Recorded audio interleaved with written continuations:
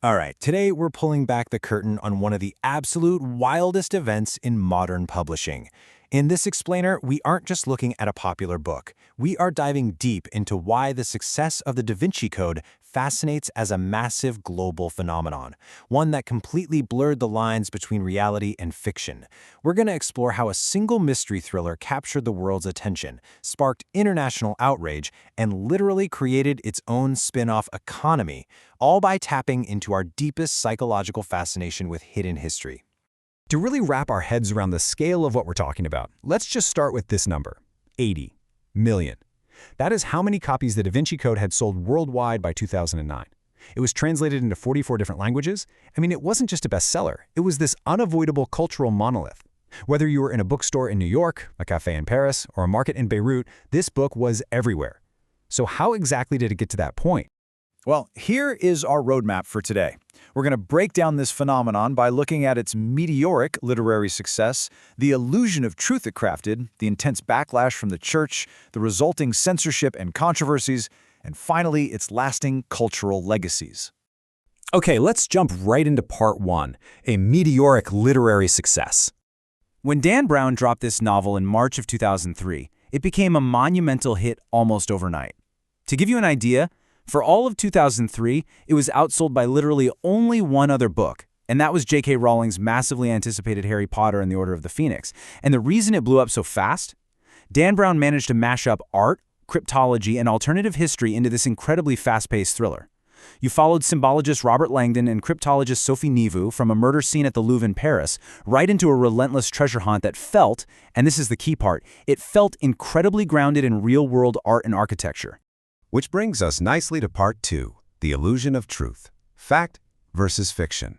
The true engine behind this phenomenon was a really brilliant but highly controversial narrative trick. When you cracked open the Da Vinci Code, the very first thing staring back at you was a page boldly titled Fact. Brown explicitly stated that all descriptions of artwork, architecture, documents, and secret rituals in this novel are accurate. He also claimed that the Priory of Sion, this mysterious French secret society, was a real organization founded back in 1099. But, well, this is where the academic consensus takes a sharp left turn. Historians widely confirm that the Priory of Sion was actually a notorious hoax whipped up in 1956 by a guy named Pierre Plantard. By blending actual, tangible things like the Louvre and the Mona Lisa with completely fabricated histories presented as absolute fact, Brown completely hooked his readers. Now, when historians and critics inevitably push back, Dan Brown didn't back down. He fully stood his ground. He stated, "The secret behind the Da Vinci Code was too well documented and significant for me to dismiss." In television interviews, when people asked him just how much of the underlying history was true, he'd often reply, "Absolutely all of it." He further blurred those lines by publicly stating his belief that the alternative historical theories discussed by his fictional characters actually had genuine merit. So for the everyday reader sitting on their couch, it became nearly impossible to figure out where the textbook ended and the thriller began.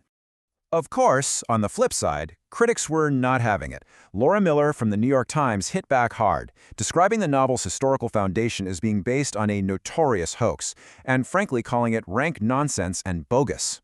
But here is the really fascinating part about all this. This intense, heated polarization between the book's claims and the academic consensus, it didn't hurt sales at all.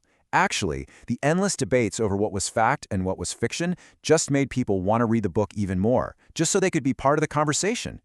So let's move on to part three, the church's anger and the religious backlash. You see, the theories tucked inside this book struck right at the very heart of established religious doctrine.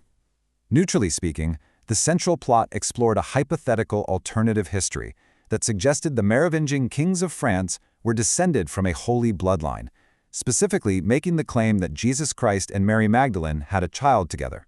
On top of that, the novel portrayed real-life Catholic institutions, particularly Opus Dei, in a highly secretive, almost sinister light. For many believers and religious leaders worldwide, this was definitely not just a fun beach read. It was viewed as a direct and deeply offensive rewriting of the origins of Christianity itself.